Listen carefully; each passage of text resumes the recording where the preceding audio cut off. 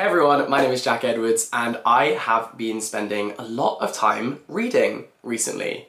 And in other news, water is wet. As your resident internet librarian, today I wanted to tell you about the 12 books I've read most recently with some quickfire reviews. My goal is to tell you about 12 books in 12 minutes. We'll see how that works out because one thing about me, yapper. It's Yap City over here. The two things I can guarantee is I will be reading and I will be yapping. Probably yapping about what I've been reading. And that is what I want to do for you today. I want to give you some quickfire book reviews. And to make it easier, I've ranked them from worst to best. So we'll be starting at the lower end of the spectrum and then working our way up to the books that I absolutely loved. So without further ado, let's jump straight in. Come and Get It by Kiley Reid. I did Kiley read this book and I didn't love it. This was such a surprising disappointment for me. Kiley Reid said come and get it. Turns out I actually don't want it. I would like a refund. I would like a redo. In fact, I would like a written apology because I'm so gutted about this one. This one hurts. This one cuts to the bone because I loved Kiley Reid's first book. I've been raving about Such a Fun Age for so long. Honestly, I feel really disappointed. We follow a range of people on one university campus. We follow students, teachers, student volunteers who work for the university. And honestly, it was a situation where too many cooks spoil the broth. There were too many different storylines and character arcs going on. And listen, you know me, I am one for no plot, just vibes. But it does need a point, and that's what this was missing. Looking for the point of this book was like finding Nemo in the desert. Like there just wasn't one. I got to the end of this book and I still didn't really understand what the point was. And if you read 382 pages of a book and still don't understand why it was written,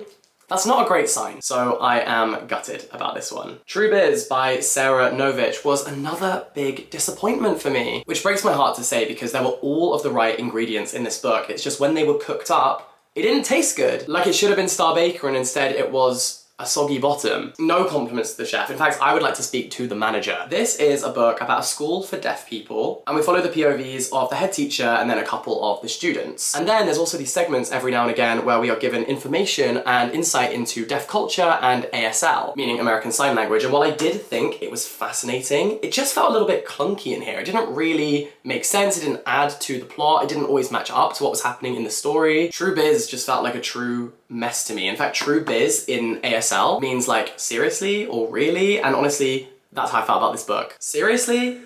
Really? I think it would have benefited from being whittled down from 3 POVs to just 2, as well as being changed to the first person because the free indirect discourse style just didn't really work and it meant that the characters weren't that distinctive from one another, even though the age difference was huge, because they're all written with the exact same tone. Annoyingly, the most interesting character is a character called Elliot, who is barely touched on. We only hear his story right near the end. And honestly, I wish the whole book had just been that. I just was left wanting more from this, and it had so much potential. Next, A Dictator Calls by Ismail Kadare. I read this because it was longlisted for the International Booker Prize. And Ismail Kadare is a really prolific Albanian writer. He's actually kind of like, you know when Leonardo DiCaprio had been nominated for an Oscar so many times and hadn't won? That's Ismail Kadare with the Nobel Prize. He's been put forward so many times but still never won it. And this book, A Dictator Calls, is actually about another Nobel Prize winning author, Boris Pasternak. Boris Pasternak was a writer in the Soviet Union, and there was this phone call where Joseph Stalin, the dictator, phoned him up. What would happen if you just called Taylor up? They had a 3-minute conversation, and this book imagines what would have happened in that conversation. 12 different people remember the conversation in 12 different ways, and so we go through them one by one. And I think it's an interesting thought experiment about how there is not only one truth, because different people remember the truth in slightly different ways and perceive the truth in slightly different ways. So I liked the concept. However, as a reading experience, it kind of becomes a little formulaic. Like after the 7th retelling of the same event, I'm not gonna lie to you, I just didn't care. I did not care anymore. I'm sorry, I cared maybe the first 6 times, but by 7, I was out. I just didn't really like the style of this book. There are really great moments about the craft of writing, about finishing a book, about your personal legacy. It's about power and political structures and artists. It's about where the artist meets the tyrant, but I just don't know if I could, in good faith, give this as a heartfelt recommendation. Now, Idlewild by James Frankie Thomas. If you take a shot for every time I read a campus novel in the last few months, you will be hammered already, and we're only 4 books into the video. It's another campus novel, but trying to describe Idlewild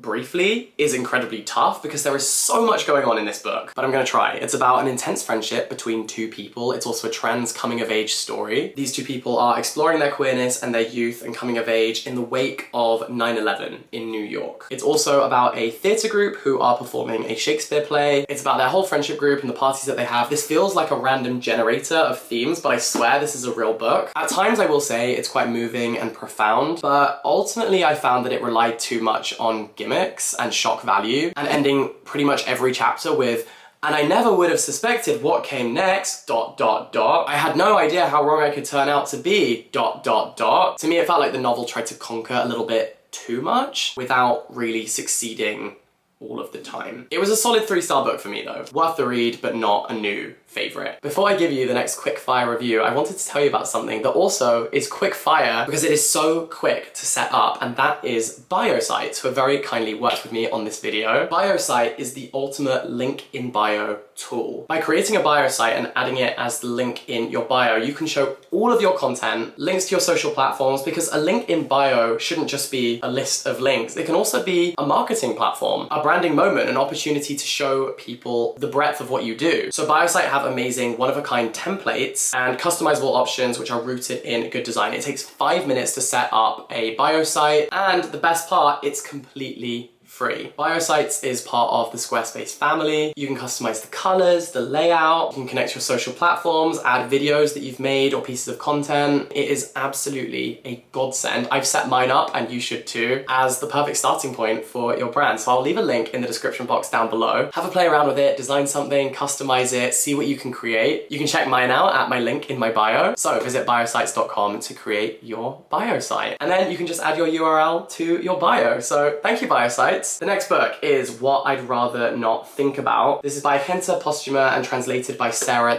Harvey. And this is a book about a woman contemplating the suicide of her twin brother and the unique pain of growing up with someone and living so closely to someone who then decides that they don't want to be here and that they don't love being alive. It's written as a series of short observations and vignettes. Some are a single sentence, some are up to 3 pages, and I think that reflects how grief is not a linear thing. It's about how grief permeates every part of your life and how everything this woman does is refracted through the lens of grieving her twin brother, whether that's watching an episode of Survivor or going to therapy, riding her bike. All of these things recall memories of her twin, who was such a big part of her life, of course. And ultimately, I think this seeks to ask the question, how do you show love to someone who does not love their life anymore? So she documents life before and after his suicide, this tragedy. And while I thought this was perfectly readable, I didn't necessarily think it was anything hugely groundbreaking. Like, I could have stopped reading this at any point and been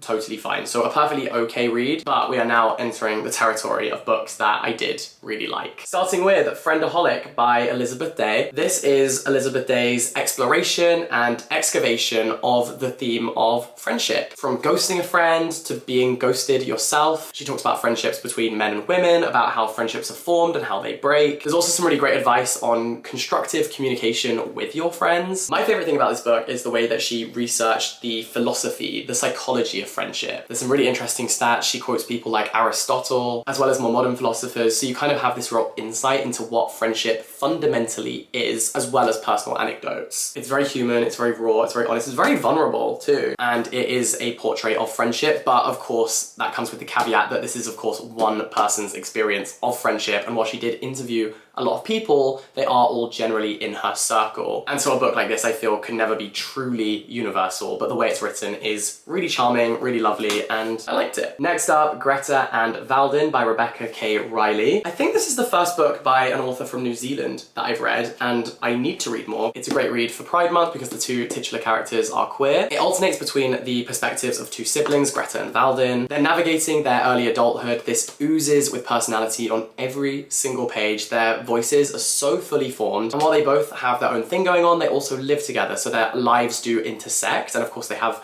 all the same foundational memories, and I think it honestly just gets increasingly good as it goes along. It's funny, it's witty, it's authentic, and it's also believable. It does not shy away from the uncomfortable realities of growing up, of stumbling into adulthood, and I think it really captures the energy of how we are all working out life for the first time. There's also a bunch of pop culture references, so it feels very of the moment and zeitgeisty. It's kind of a cool book to read, I think. It's a good summer read for sure. So that is Greta and Valdin. Okay, I really took a stab in the dark with this year's Women's Prize for non-fiction list. It's the inaugural prize, and it was actually won by Doppelgänger by Naomi Klein, and this was the only book on the long list and short list that I read, and I somehow picked the winner. I'm saying that as if there was any skill involved, it was just completely random, but it was a worthy winner of that prize. So Naomi Klein, who wrote this book, is often mistaken for Naomi Wolf, who is another political commentator. They kind of look similar, they have the same first name, however, over the course of the pandemic, Naomi Wolf became increasingly radicalized, and a lot of her problematic views were wrongly assigned or attributed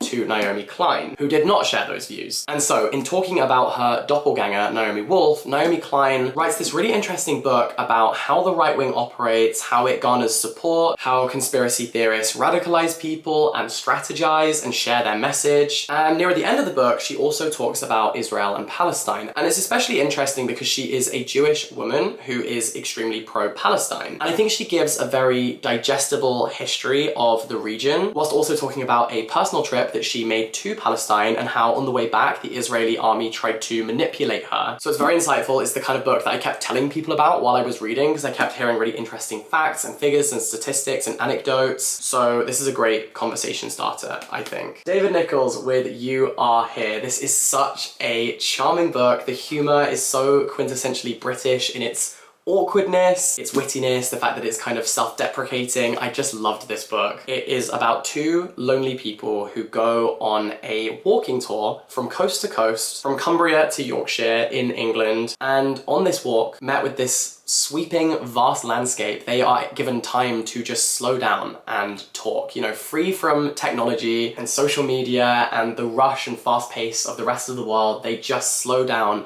and it's about two people learning about each other, forming a friendship, and also some more intense feelings. I found this so bingeable and so lovely. One of the characters is kind of not into walking and hiking at all. The other one is a geography teacher who cannot get enough of it, and so the way that they chat and they bond, the dialogue, it's so good. Really, really endearing the way they bond over music and memories, share the stories of their lives with one another. David Nicholls knows how to write love, and I liked this one a lot. Amor Towles with Table for Two. This book kind of uses different historical happenings, events, as backdrops for the short stories. There's one about the queues in Bolshevik Russia. There's a story about a guy who wants to be a writer, but he doesn't feel tortured enough, like nothing bad has ever really happened to him in his life. And he says, you know, my parents didn't even have the decency to get divorced or have an affair. He wants to be a writer, but he has nothing to write about. And in the end, he is left with something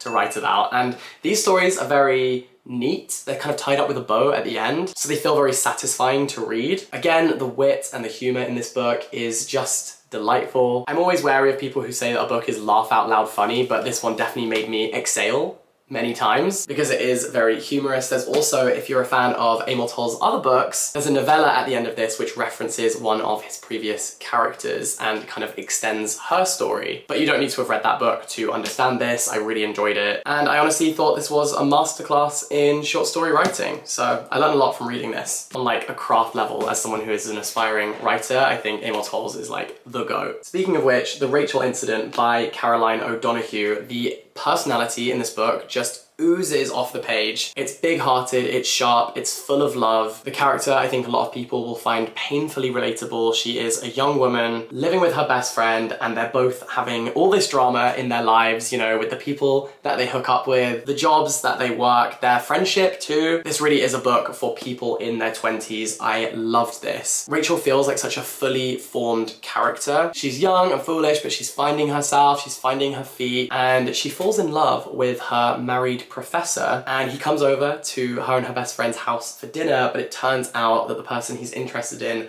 might not be Rachel. This book is the reason that I love Irish authors, because the way that they write is just brilliant. Every time, reliable. Every lyric, it's exactly how I feel. Rachel and her best friend get themselves into all kinds of scrapes, and it's just a joy to watch them fumbling their way through life, and you're just really, really rooting for them, even though they do make mistakes and get themselves into all kinds of predicaments. They're the kinds of characters that you miss when you turn the final page that is the Rachel incident. And finally, my favorite book that I've read recently has to be Blue Sisters. This is by Coco Mellors. I mean, look at that cover. It is so tender and meticulously crafted. Like, no word is in this book by accident. Every single metaphor has been so uniquely and perfectly chosen to represent what these characters are feeling, what they're going through. We follow a family of 4 sisters, but one has unfortunately passed away in their childhood home in New York, and the other sisters are scattered in London, Paris, and LA, and they all kind of find their way back to the New York apartment, which their mother is trying to sell. And it's about sibling relationships, it's about the different lives that each of them chooses to live. One is a lawyer, one is a writer, one is a boxer. The fight scenes when they have arguments are